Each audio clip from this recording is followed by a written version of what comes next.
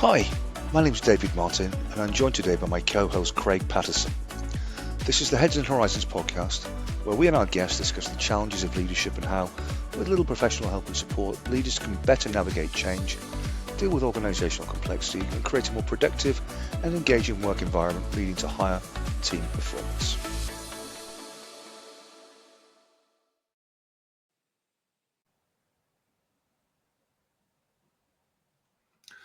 Hello, and welcome to episode 2 of Heads and Horizons, a podcast about leadership in uncertain times. I'm Dave Martin, a former technology sales leader, and I'm joined by my co-host, Pattison, who himself is a former Chief People and Technology Officer. And today we're both executive coaches helping leaders to better navigate complex change and optimise both their own personal performance as well as that of their team. So before we start, Craig, tell me a little bit about what's been happening in your world since we recorded episode 1. Well, quite a lot, Dave. But trying to make sure that we bring a bit of lightness to the debate. I'm very intrigued by AI, and I love AI. But I just want to point out to people that it's not always correct. I used it. I very diligently planted 3 tomato plants recently, Right. and I thought, I've never done it before, so I thought, I should use AI. And I've got to tell you, they told me, despite the photos, to prick out the wrong bits. So, unfortunately, at the moment, my tomato plants are a bit stunted. Reliably told, however, that they will regrow. So time will tell, maybe for the next episode.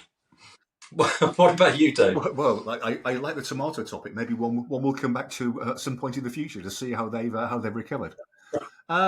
So I had the pleasure of listening to the ex-CEO of IKEA UK and Ireland, actually, a lady called Gillian Drakeford, and she talked about values-based leadership and how she applied the approach in her roles at IKEA. Fascinating story, and a topic I suspect we may well come back to at some point in the future. But putting Swedish furniture and tomatoes to one side, let's get down to business. So in today's episode, Craig, we're examining how coaching for change can transform resistance to buy-in, which I feel actually is a really fascinating topic, fascinating discussion. I'm going to start by asking you, what do you see as the hidden cost of mismanaging resistance that most senior leaders don't recognise until it's just too late? Yeah, absolutely. I mean, change is around us all the time, isn't it? And I think the focus, as you said rightly, of this session is about transforming that resistance that's inevitably going to be there into buy-in. And I think some of the key things when we look at those hidden costs, there's a whole laundry list of things, but let's focus in on a few, which is the first one would be loss of trust. So this is where people remember how change was handled, but not just the outcome. So what we're saying there is that poor handling by the leader erodes that credibility, which is a big issue when you're trying to get people on board. Another thing that's quite often seen is the surface level compliance, but the silent sabotage. So a lot of the nodding heads agreeing, but actually once something actually happens, the door shuts, there's a lot of whispering and chitter-chatter about the fact that, we didn't really agree, or that's not going to work. I think another one would be that, a recognition by leaders that, constant change does build fatigue. There's no getting away from it. And as leaders, we might feel empowered and driven by constant change, but we can't assume that that's the same for everyone else. I think we do in business quite often focus on short-term wins. So you hear this term about low-hanging fruit a lot of the time, which does in many ways make sense. But sometimes that quick implementation can lead to some of those concerns that it's not been thought through fully. So again, I would say that just recognizing the fact that not everything can be seen as low-hanging fruit, quick wins, because actually there are people sitting behind a lot of this that need to support and deliver that change. And then obviously blind spots. We all have blind spots. Again, taking that time to step back and understand, well, what really is behind the resistance, what people are really trying to say.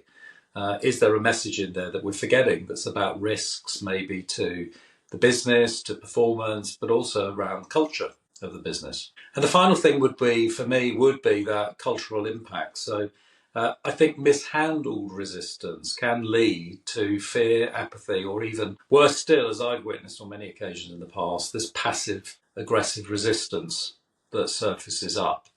So lots of things there to think about in terms of what happens when you don't manage that resistance. Yeah, all great points, and I can't dispute any of those as being critically important. The one that resonates with me the most, though, is just is just change fatigue. Having had to lead teams through organizational change that was just incessant in terms of the constant pace at which things were just kind of, the rug was constantly moving under your feet, and trying to lead in situations like that when, people think they've just suddenly got the stuff figured out and the world changes again. So difficult.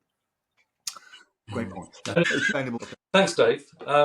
Next question over to you then is, when change initiatives start with great enthusiasm, but falter and receive pushback, what are the 2 or 3 practices you've seen that separate those leaders who get sustainable momentum from those who don't? So I'll quote the inimitable Mike Tyson here, who once famously said that everyone has a plan until they get punched in the mouth, and that's so true, right? Planning is an essential discipline, but whatever plan we come up with, it's unlikely to last the test of time. Stuff just changes. That's almost a law of business, right? So the first thing I'd note is the need to have a willingness to adapt, or unfortunately, a lack of willingness in many cases more specifically. It seems almost obvious, but I've experienced numerous occasions when, in the face of blindingly obvious evidence and logic to the contrary, folks just press on regardless. And typically that's when someone is so invested in a plan emotionally, it's something they've maybe better degree of personal credibility on. So they just go on digging the hole regardless. So I would say, accept that stuff happens, things change, and be agile enough and big enough to respond when it does. And that discipline is certainly something that a good coach will, of course, be able to help with too, of course. Another example that springs to mind, and it's sort of related, but a common one for similarly emotionally invested reasons, is being unwilling or unable to take critical feedback. Just because it's your plan or you're in charge, that doesn't give you a monopoly on good ideas or common sense. Listen to other points of view. That builds trust and can often unearth some real hidden insights whilst fostering a real strong sense of shared ownership. You got any thoughts, Craig? Yeah, I love that. Particularly the last one, Dave, because, you've seen that where people recognise they've got feedback, or they've recognised even within themselves that something's wrong, but they're just doubling down. Yeah. It just shouldn't happen, really. You have to be big enough to say, yes, hands up, we got that bit wrong. Let's move on. And I think that really gets people behind you. So, yeah, great points. Yeah, and you're right. I think that does come with a level of maturity, experience. So look, as always, one eye on the clock, Craig. Next question for you then. How do you coach leaders to distinguish between technical resistance, and what I mean by that is, the need for clarity or resources perhaps, versus adaptive resistance, values, identity, fear of loss? Yeah, I mean, what I want to do, you take those 2 terms, technical and adaptive. I suppose what I'd like to first off do is separate those and simplify them a little bit, which is I'm going to use the terms head and heart. So for the technical resistance, I think that's about the head stuff going on. So that's about people saying, the sort of surface level, have I got the right tools, the right training, the right time? Can I have a new process? Can I implement new ways of doing things? Can I have some more resource, better communication? Those are the sort of head things that go on. And then, of course, you're moving to that heart, which is that adaptive resistance. And that's where this deeper emotional, values-based or identity-based thinking comes out. So it can often be tied to things like a fear of loss, shift in status, or cultural norms. It needs trust, reflection, and mindset shift, not just information. So I think it's about how does it really hit people? And I think one of the interesting things again in coaching is that you can use as a technique around just leveling someone when there's something like change and resistance to change going on, just to take even the simplest thing like taking a deep breath, just allowing the mind to clear. Yeah, it can be very powerful. It might sound a bit, hopefully it's not too mumbo jumbo for people, but just taking that time. And I think you can then start to feel quite different. And that's the difference between the head and the heart. I think many leaders make this mistake of trying to apply the technical fix to what really is the adaptive problem. So using the head to heal the heart. And I think that often, there's going to end up a misalignment there. Or rushing to solve instead of understanding truly what's going on underneath. So within coaching, I think it's about understanding, of course, the skills gap or the values threat, but understanding even more importantly, what's the story behind it? What's leading to that? Mm-hmm. And I think that's where you get the real richness of the conversation. Dave? That makes a huge amount of sense. I can personally hold my hands up. Maybe I do think, things like mindfulness were a little bit of, mumbo jumbo, perhaps, not something that, can have a real impact. But actually, once you embrace that, you do realize that, just taking a step back, creating space to consider, is so important, and can have such a big impact on how you lead and your performance as a leader. Absolutely. Well, thanks, Dave. Great points. So moving on to the next question. Looking ahead, how are you seeing resistance show up in today's ever-changing world? And what different capabilities do you believe leaders need to develop? Yeah, so this is another really interesting question, I think, and one that will keep coaches on their toes as well as leaders. Because the most noticeable difference that I've noticed has been generational. Now, I'm going to be careful around generalizations and stereotypes here, but I think there are some key differences to note. If we look at Gen Xers, for instance, that's you and me, I guess, Craig. And Gen Xers are typically cautious about changing my experience and may resist abrupt or poorly explained changes. And whilst we're generally good problem solvers, I think we prefer more structured transitions to radical overhauls. If you look at Gen Y, though, I think they're generally more comfortable with frequent change, especially when it aligns with their personal and career growth. Having grown up in the internet boom, they seem to adapt quickly to new tech and are often at the forefront of more digitally driven change. Gen Z, however, whilst more than able to navigate and adapt quickly to change, are often more likely than Gen Y folks to push back and question change if they don't feel it makes sense to them personally. And whilst it is genuinely, truly a good thing that they tend to have stronger awareness of mental well-being, I think and believe that their resilience may be lower at times to change in some areas. And that's particularly true, I think, when they feel that their leaders' values don't align with their own. A lot's been made of Gen Z being the indolent, quietly quitting generation, but I think leaders have to take a long, hard look at themselves too when that's happening. These are just my own personal and carefully selected observations. But from a leader's and I guess a coach's perspective, it highlights the capabilities they need to have when it comes to leading teams effectively that contain folks from across the generations. The notion, if ever there was one, of a single homogenous approach to team dynamics is simply gone. Thoughts, Craig? I think it's a very real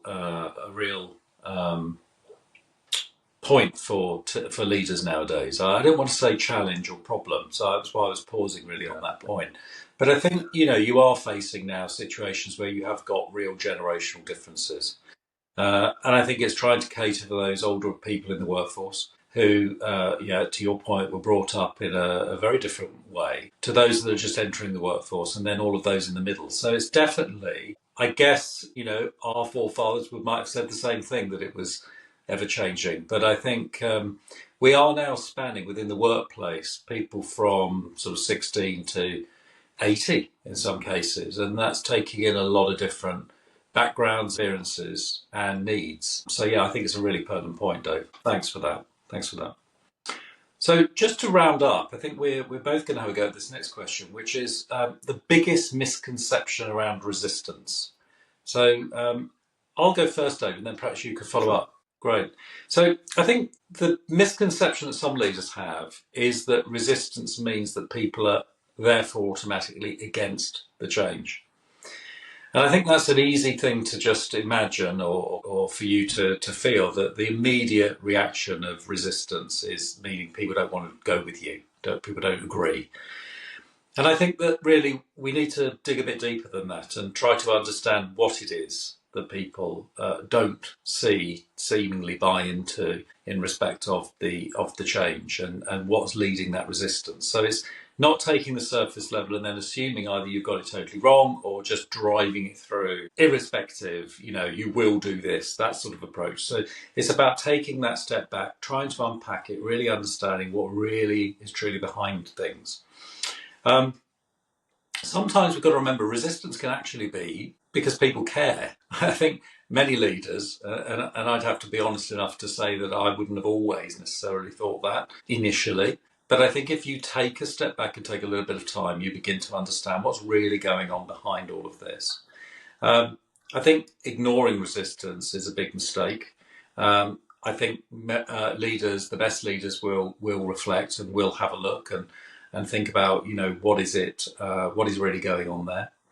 And then also, from a coaching perspective, it's just reframing that. So what if it's not the problem to fix, but it's a signal to understand? That would be my sort of take on it. But Dave, really keen to understand what you believe. Yeah, I mean, great points, Craig, and keeping it brief, because I think I probably largely want to make a similar point, actually, because I think the biggest misconception about resistance, certainly that I've been seeing, is believing that resistance is somehow irrational, or a sign of incompetence or disloyalty.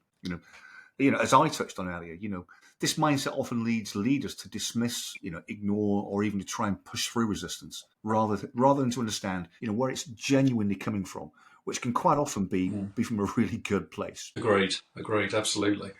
Well, Dave, it's been great chatting to you about this topic, and I hope our listeners will find some of that helpful and interesting. We're always up for feedback, so please let us know if you don't. But closing statements would be, thanks very much for listening to this second episode of Heads and Horizons, where we've explored resistance and the fact that we need to stop seeing resistance maybe as the enemy. It's actually often the doorway to deeper leadership. And if this sparked anything for you, please follow the podcast and share it with someone navigating change. But next time we'll be looking at self-doubt at the top and what that means when leaders lose confidence behind the scenes. So until then, keep leading with purpose, and thanks for listening.